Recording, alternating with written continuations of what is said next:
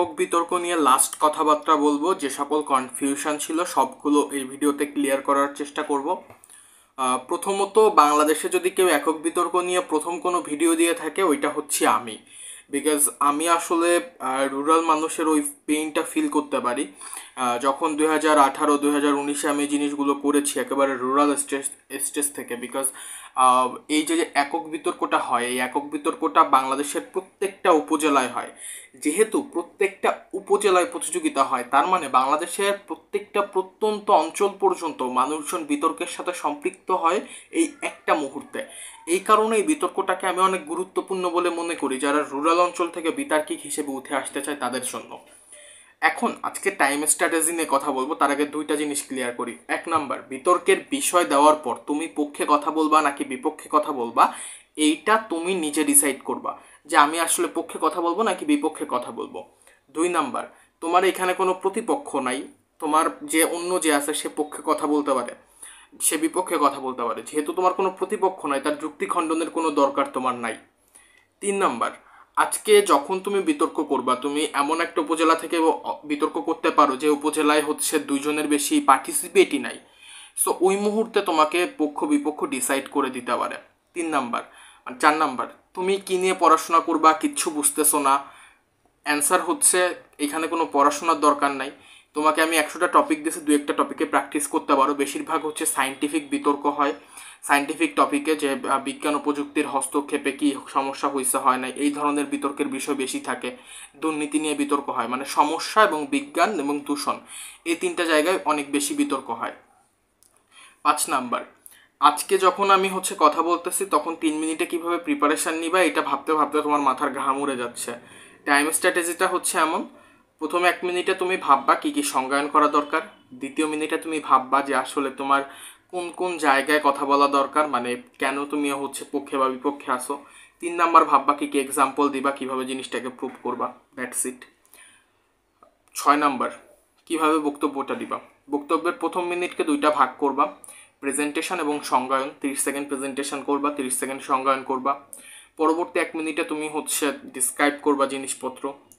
পরবর্তী 1 মিনিটে তুমি হচ্ছে একটা কনক্লুশন টানবা। বিকজ যখন একক বিতর্ক করতেছো তখন মানে একেবারে 3 জন বক্তার দায়িত্ব মাথায় নিয়ে তুমি করতেছো। সুতরাং এই কটা জিনিস মাথায় রাখো, তাইলেই হবে ভাই।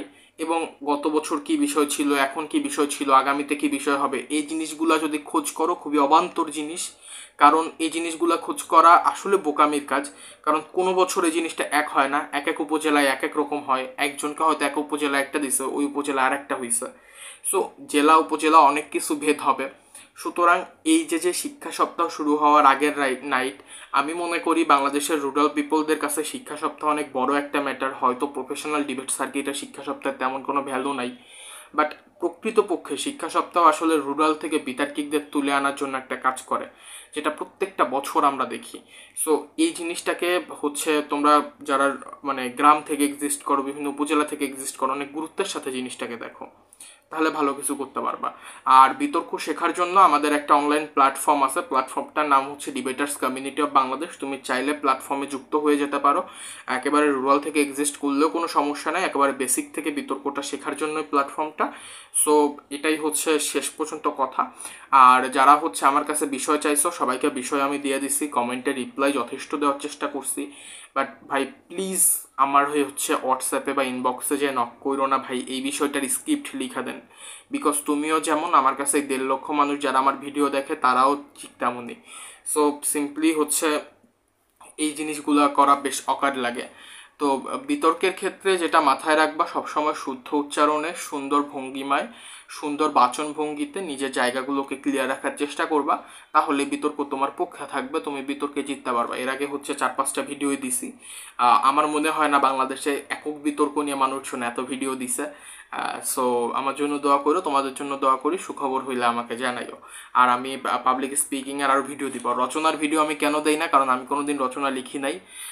জীবনে হচ্ছে একটা কম্পিটিশনের রচনা লিখছিলাম, ওইটা সেকেন্ড হয়েছিলাম, এছাড়া আর জীবনে কোনোদিন লিখি নাই। আর ইংরেজি বক্তব্য আমি দেই, মানুষকে ট্রেন করাই, বাট ওইটা অতটা বেশি আমি ফোকাস করি নাই, বিকজ ওটা এক্সটেম্পোর স্পিচ। আমি বাংলা বক্তব্য এবং বাংলা বিতর্ক দুইটা জায়গা নিয়ে কাজ করি, সো এই দুইটা জায়গা নিয়ে আমাকে কোশ্চেন করো। আর রচনা নিয়ে ভিডিও দেন, এই নিয়ে ভিডিও দেন, এইগুলো নিয়ে আসলে বললেন না, তাইলে আসলে খুব একটা লাভ হবে না।